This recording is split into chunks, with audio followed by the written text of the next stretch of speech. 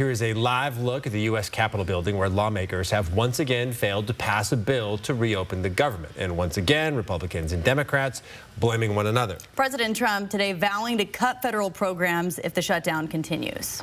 We'll be making cuts that will be permanent, and we're only going to cut Democrat programs. I hate to tell you, I guess that makes sense, but we're only cutting. Democrats say health care is one of the key factors keeping them from reaching a deal. Our position continues to be clear. We will sit down to negotiate with members of the Trump administration, with Republican leaders in the House and the Senate. We're ready to do it now, but we have to also address the Republican health care crisis. Another vote is set to take place tomorrow. For those living in Idaho, this government shutdown is inching closer to the state's open enrollment period for health insurance. It begins on October 15th. It's a time when people using state-issued health insurance plans can make changes to their coverage and compare different options. But some Americans need to know if they're going to have help from the government before they commit to rising premium charges. Here's Mary Sheridan to break down the latest on the Affordable Care Act debate. Well, under the Affordable Care Act, American families can qualify for tax credits, which are distributed based on how much money that household makes. For many, these credits are the only reason they can afford to have health insurance. As it stands now, these credits are set to expire at the end of the year, forcing some Americans to make a difficult choice. We simply won't be able to afford any health care at all.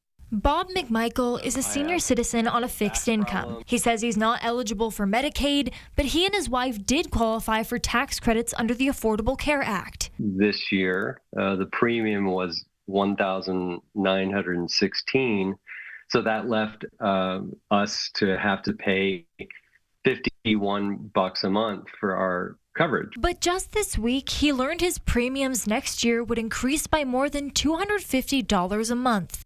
And with the tax credits on the negotiation table in Washington, D.C., McMichael admitted he may not be able to afford health care at all. Senator Patty Murray says this is the case for many Americans, which is why she's not budging on the need for an indefinite extension of these tax credits. That's what this issue is. Real people in their homes who are desperately trying to take care of their family. And the uncertainty right now is just crushing them.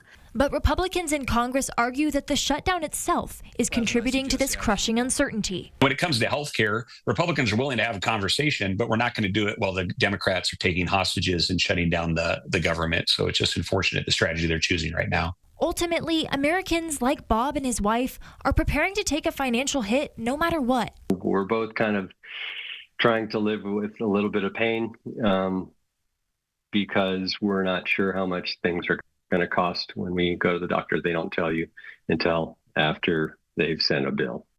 And in today's press conference, Senator Patty Murray acknowledged that extending these tax credits is not the final solution when it comes to lowering the cost of health insurance.